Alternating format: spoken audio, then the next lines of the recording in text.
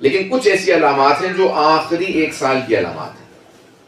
مثلا رجب کا مہینہ ہوگا جب 3 قیام ہوں گے. سفیانی ابو سفیان کے نسل سے ہوگا، کردار اس کا بنو امیہ والا ہوگا، شیعوں کا سخت دشمن ہوگا، بالکل بے رحم ہوگا، سینے چاک کر کے کلیجہ نکال لیا کرے گا.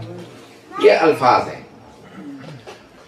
یہ کہاں سے آئے گا مولا؟ تو کہا کہ شام میں وادی یابس سے دمشق کے نزدیک، حلب کے نزدیک ایک بستی ہوگی، وہاں سے قیام کرے گا 7 افراد کے ساتھ، سرخ پرچم ہوں گے اس کے. یہ حتمی علامات میں سے. حتمی علامات جلدی جو گنوا رہا ہوں آپ کو، وقت اس میں نکل نہ جائے. تو اب یہ رات عبادت کی رات تھی، تو صاحب زمان علیہ السلام کی آمد کی رات.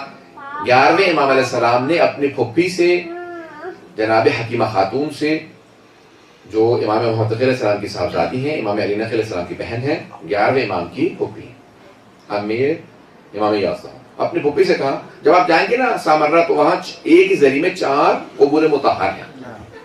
امام علی نقی علیہ السلام، امام حسن علیہ السلام، حضرت نرجس خاتون، حضرت حکیمہ خاتون کی 4 قبریں. تو اب وہاں جائیں گے تو حضرت حکیمہ خاتون. 11ویں امام علیہ السلام نے اپنی پھپھی سے کہا پھپھی اماں آج رات ہمارے گھر پہ رک جائیں کیونکہ آج 12ویں کی آمد ہے. تو فوراً جناب حکیمہ خاتون نے سوال کیا کہ بھتیجے کس زوجہ سے ولادت کی آمد ہے؟ کس سے؟ آپ کی تو کسی زوجہ کے ہاں ولادت کے آثار ہی نہیں. توجہ ہے؟ کسی زوجہ کے ہاں ولادت کے آثار ہی نہیں ہے، تو کس کے حجرے میں رہوں؟ کہ پھوپھی اماں جس طرح سے اللہ نے جناب ابراہیم علیہ السلام کا، جناب موسیٰ کے حمل کو چھپا رکھا تھا، کیونکہ نمرود جناب فرعون کو، جناب ابراہیم علیہ السلام کو مارنا چاہتا تھا. فرعون ملعون جناب موسیٰ علیہ السلام کو مارنا چاہتا تھا، تو اللہ نے حمل چھپا رکھا تھا تاکہ انہیں پتہ نہ چلے کہ کہاں پہ آثار ہیں. کہ اسی طرح سے ساری دنیا 12ویں کی دشمن ہے، اللہ نے انہیں چھپا رکھا. تو کہا کہ آپ نرجس خاتون کے حجرے میں چلی جائیے. جناب حکیمہ خاتون کہتی ہیں میں جناب نرجس کے حجرے میں چلی گئی. جب آدھی رات گزر گئی تو میرے ذہن میں شبہ آنے لگا، ایک شک آنے لگا، ایک ڈاؤٹ آنے لگا. نہیں لگتا کہ آج کوئی ولادت ہے. دیکھیں ائمہ علیہ السلام کی ولادت ہمارے جیسی نہیں ہوتی، وہ پاک و پاکیزہ دنیا میں آئی.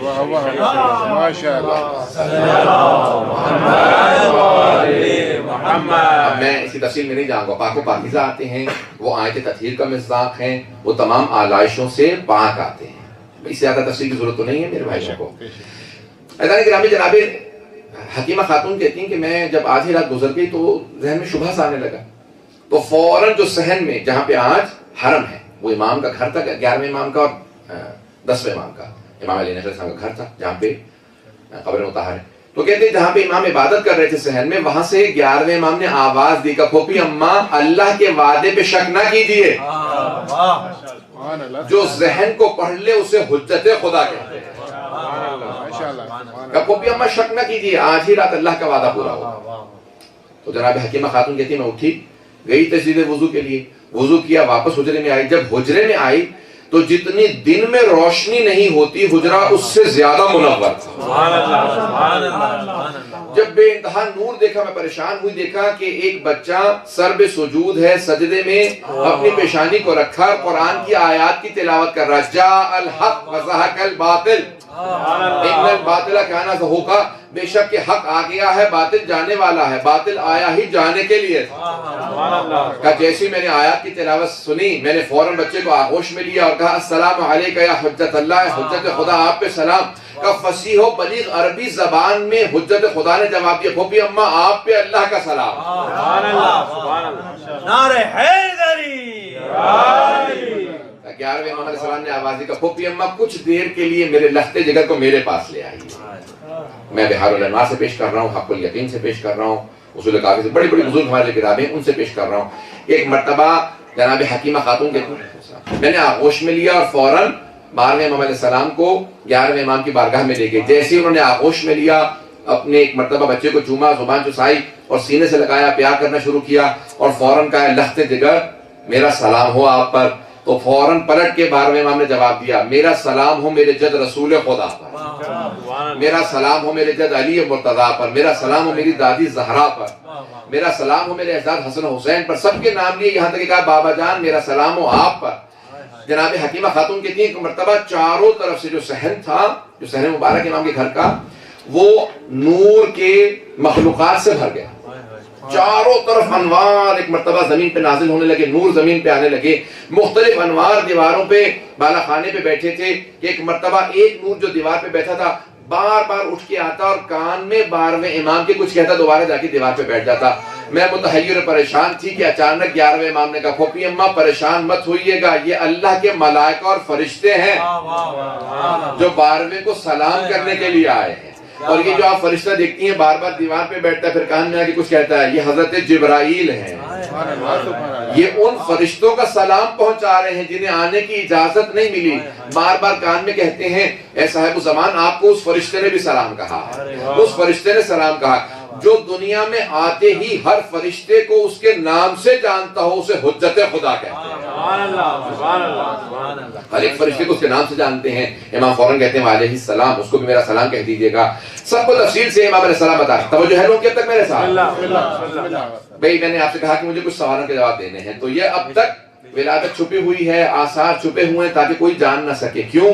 تمام کے تمام، جس طرح سے فرعون کے لوگ، اسی طرح سے بنی عباس کے لوگ جواسیس سے جاسوسی کرتے تھے امام کے گھر کی، حتیٰ جو گھر میں کام کرنے والی بات خادمہ آتی تھی وہ جاسوسی کرتی تھی، سب جاسوس سے کہتے تھے کہ ہمیں پیغام پہنچانا ہے بنی عباس کو۔ اب امام کی دو ذمہ داریاں تھیں 11ویں امام کی، پہلا کام حفاظت کریں 12ویں امام علیہ السلام کی، پہلا کام یہ تھا کہ حفاظت کریں، دوسرا کام امام کا تعارف کروائیں خاص شیعوں کو، تاکہ شیعہ یہ نہ کہیں کہ ہم جانتے نہیں ہیں 12ویں امام کون ہے، ہم نے تو دیکھا ہی نہیں ہے، کوئی یہ نہ کہے کہ ہم نے دیکھا نہیں ہے۔ اب لوگ آتے ہیں، امام ہمیشہ چھپا کے رکھتے ہیں 12ویں امام علیہ السلام کو، اب سب شیعوں کے ذہنوں میں بھی شبہات آنے لگی۔ آپ کو پتا ہے نا کہ بات کا ذہن میں شبہ آنے لگتا ہے، شیطان تو اپنا کام کرتا ہے، دلوں میں وسوسے آ رہے ہیں۔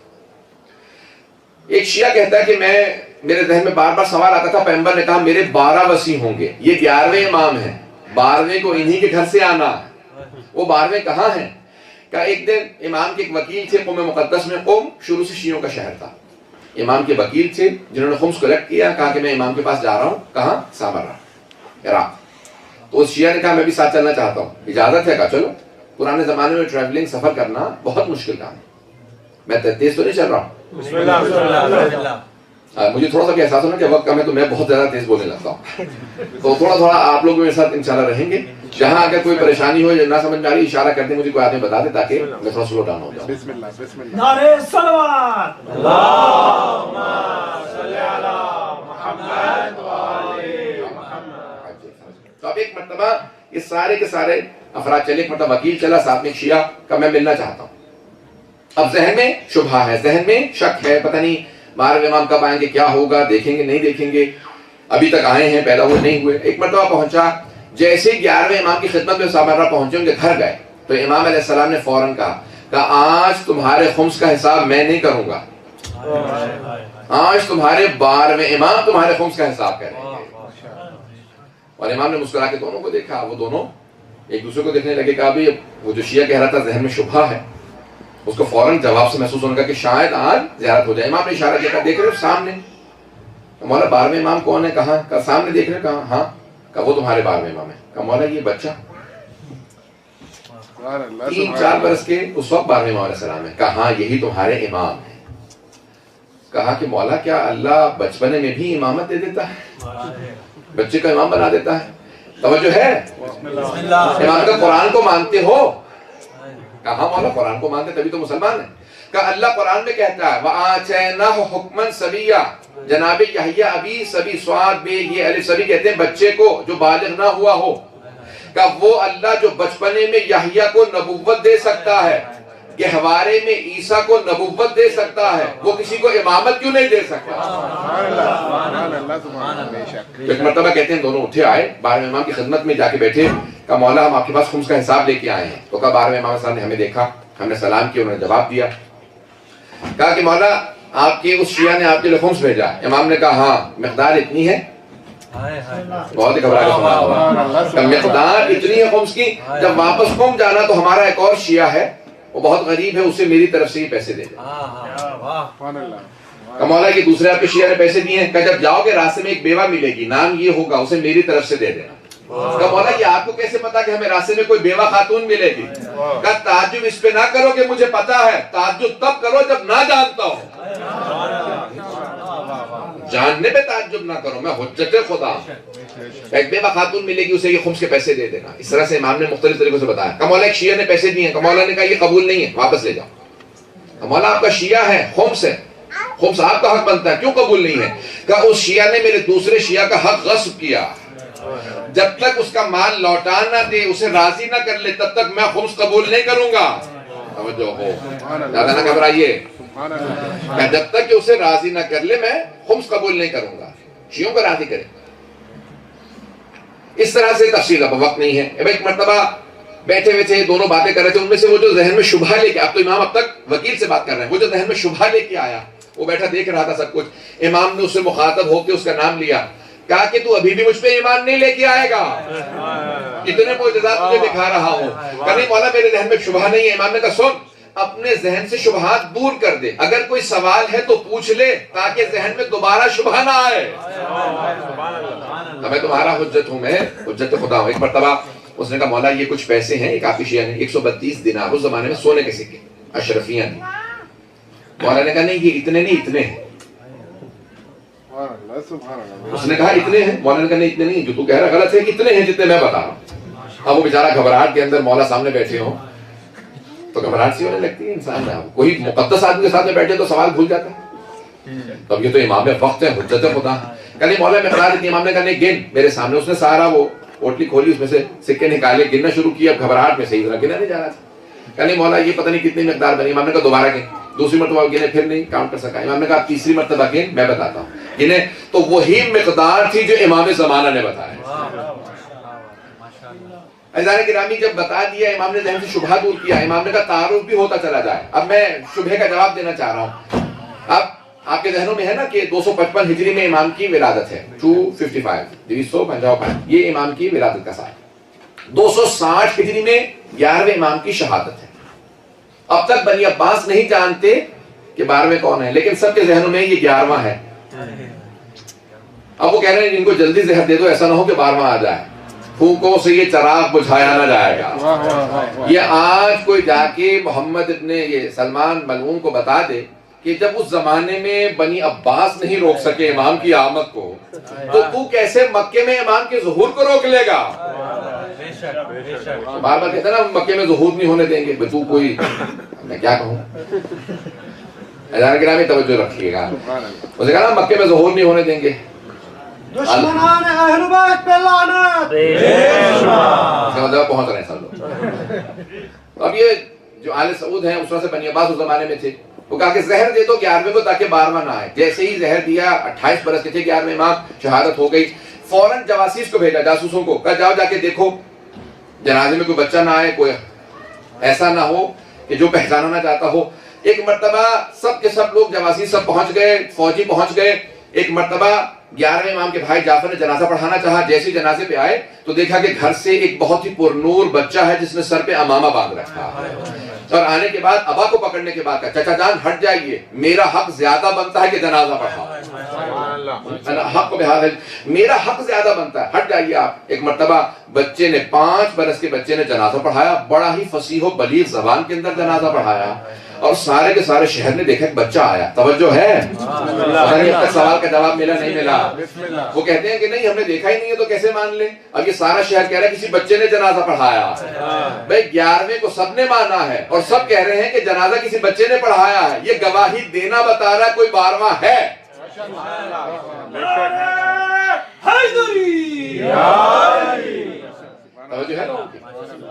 یہ پہلا جواب ہے۔ ایک مرتبہ جنازہ ہو گیا، اس کے بعد پھر کہا کہ دوبارہ جنازہ واپس گھر میں لے آئیے، جہاں میرے دادا کی قبر ہے اس کے بالکل ساتھ دفنایا جائے گا۔ اب یہ کہنا میرے دادا کی جہاں قبر ہے۔ اب جب یہ جاسوس واپس گئے تو فوراً بنی عباس کے خلیفہ نے پوچھا کبھی جنازہ کس نے پڑھایا؟ کہا پتہ نہیں۔ کیا مطلب؟ اتنے ہم نے پیسے خرچ کیے کہ نظر رکھو کون جنازہ پڑھائے گا، تم کہہ رہے تمہیں پتہ نہیں؟ کہ نہیں پتہ نہیں، کوئی بچہ آیا تھا اس نے جنازہ پڑھا دیا۔ کہ بچہ کون تھا؟ کہ بھئی وہ جہاں 11ویں یہ حسن عسکری علیہ السلام رہتے تھے وہیں سے بچہ آیا، جنازہ پڑھا کے واپس چلا گیا۔ کہ کہیں ایسا نہ ہو وہ 12واں ہو۔ گھر کو چاروں طرف سے گھیر لو. سب نے گھیر لیا, فوج آئی, پورا لشکر آیا, 400 افراد گھر میں گئے, کہا ہمیں بچے کو دیکھنا ہے. اب سارے کے سارے خادم جو وہاں موجود تھے سب نے روکے, کہا نہیں کوئی نہیں آ سکتا, کہا نہیں ہم آئیں گے. انہوں نے دروازہ گرایا اور اندر چلے گئے. یہ دروازے گرانے کی تو عادت مسلمانوں کی پرانی ہے. ایک مرتبہ گئے کہ ہم 12ویں کو دیکھنا چاہتے ہیں, آئے گھر کے اندر, آئے صحن میں گئے, ہر جگہ دیکھا کہ ایک بچہ ہے جو سرداب میں جا رہا ہے. ایک بیسمنٹ ہے وہاں پہ بچہ جا رہا ہے. فوراً بیسمنٹ میں گئے, کچھ لوگوں نے بیسمنٹ کو گھیر لیا ہے, کچھ افراد بیسمنٹ میں گئے. اس کے بعد کہتے ہیں کہ وہاں پہ سرداب مبارک میں جانے کے بعد بچہ نہیں ملا. توجہ ہو, وہ 400 افراد واپس گئے, سب نے جا کے شہادت دی, گواہی دی کہ بچہ نہیں ہے. توجہ ہو, جب سب نے گواہی دی تو انہوں نے کہا نہیں 12ویں امام نہیں ہے. اب یہی کہو کہ نہیں ہے, کیونکہ 400 افراد نے تلاش کیا اور انہیں نہیں ملے, اس کا مطلب ہے نہیں ہے. عزیزان گرامی, ان کا تلاش کرنا بتا رہا ہے کوئی ہے. اب فلسفے کا قانون ہے کہ نہ ملنا نہ ہونے کی دلیل نہیں ہے. بہت ہی گھبرا کے فرمایا آپ نے.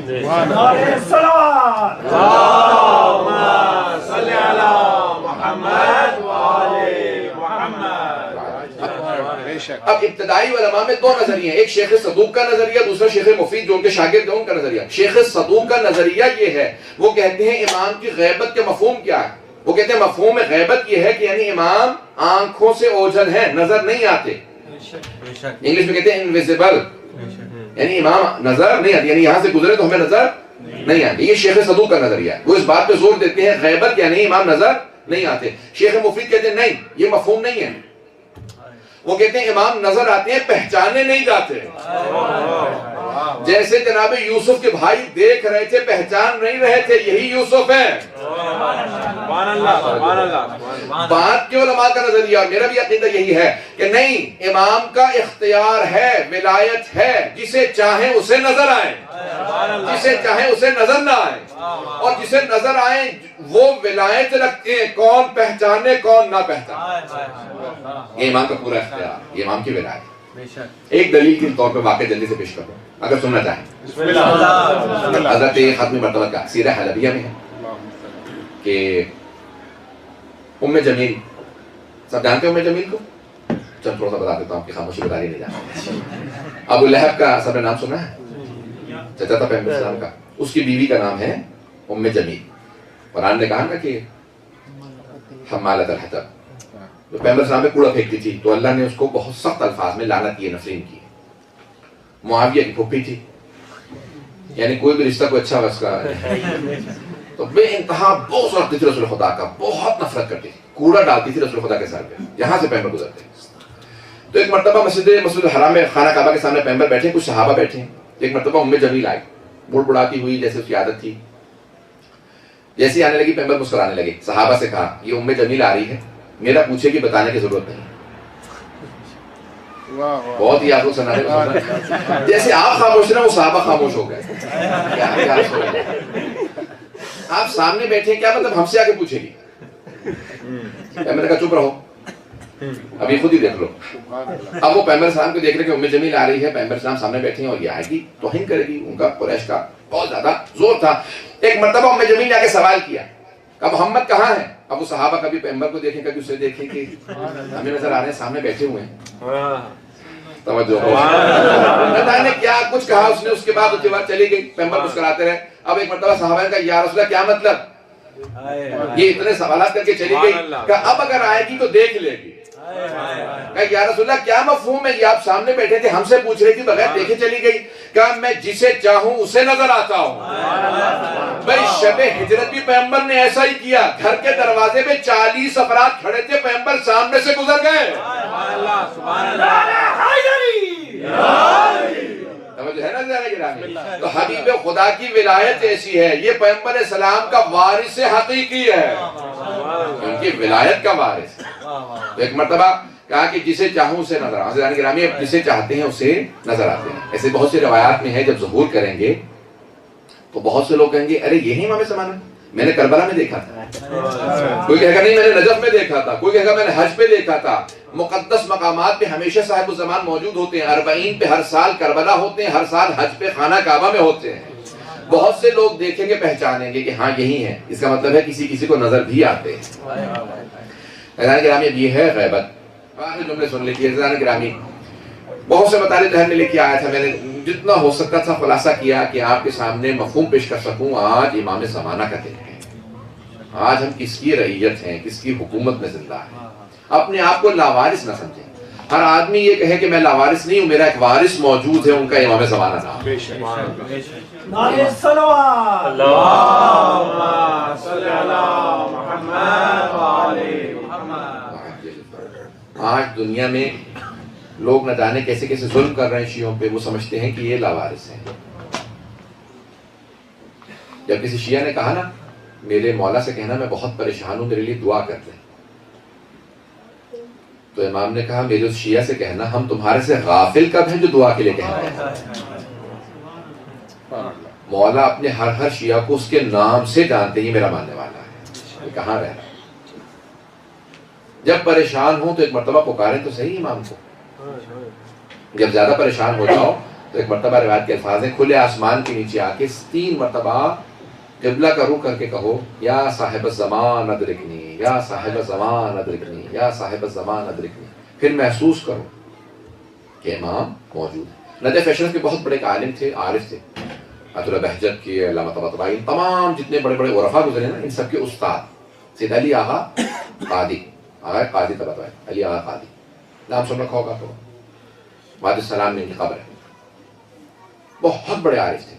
ان سے کسی نے سوال کیا آغا آپ نے کبھی امام زمانہ کی زیارت کی ہے, کبھی آپ نے دیکھا؟ تو انہوں نے کہا میں اس کو شیعہ ہی نہیں مانتا جو ہر روز صبح امام کی زیارت نہ کرتا ہو. وہ شیعہ ہی نہیں جو ہر روز صبح امام کی زیارت نہ کرتا ہو. بہت سے لوگ پریشان ہو گئے ہیں, بہت سے لوگ تو گھبرا رہے ہیں کیا مطلب شیعہ نہیں کیا. وہ شیعہ ہی نہیں جو امام کی ہر روز صبح زیارت نہ کرتا ہو. کہا کیسے, ہمیں تو کسی کو زیارت نہیں ہوتی. شاہ کے علماء بڑے بڑے جنہوں نے سوال کیا تھا, عام لوگ نے, میرے جیسے لوگ نہیں, بہت بڑے بڑے علماء فقہاء جو بعد میں مرجع بنے سب, وہ سوال کر رہے تھے. کہا ہمیں تو صبح زیارت نہیں ہوتی. کہا یہ کیسے ہو سکتا ہے, کوئی عاشق امام زمانہ ہو, صبح کرے آنکھوں کے سامنے امام نہ آتے ہو.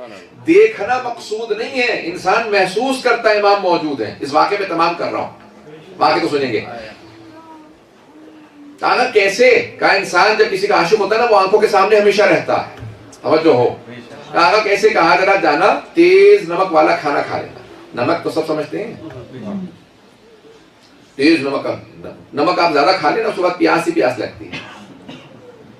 ٹرائی کرنے کی ضرورت نہیں ہے, گھر جا کے آپ لوگ نمک کھا کے دیکھتے ہیں پیاس لگتی ہے کہ نہیں. جب تیز نمک ہو تو بعد پیاس ہی پیاس لگتی ہے. کہا کیا ہوگا, کہا امام زمانہ کا تمہیں زیارت کا مفہوم سمجھ میں آ جائے گا, لیکن ایک شرط ہے, پانی نہ پینا.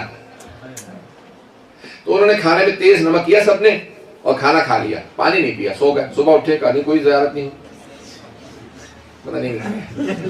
سب آئے کہ آقا کوئی زیارت نہیں ہوئی. آپ نے کہا تھا زیارت سمجھ میں آ جائے گی. کہا تم کیا سمجھ رہے تھے کہ رات میں کیا ہوگا, کھانا کھانے سے امام صاحب کی زیارت ہو جائے گی. کہا آپ نے کہا کہ تیز نمک کے ساتھ کھانا کھا لو, اس کے بعد تمہیں زیارت کا مفہوم سمجھ میں آ جائے گا. کبھی کیا دیکھا تم نے, کو خواب دیکھا؟ کہ بس پوری رات جب بھی آنکھ لگتی تھی بس ایک خواب آتا تھا, سامنے پانی بہ رہا لیکن ہم پی نہیں رہے.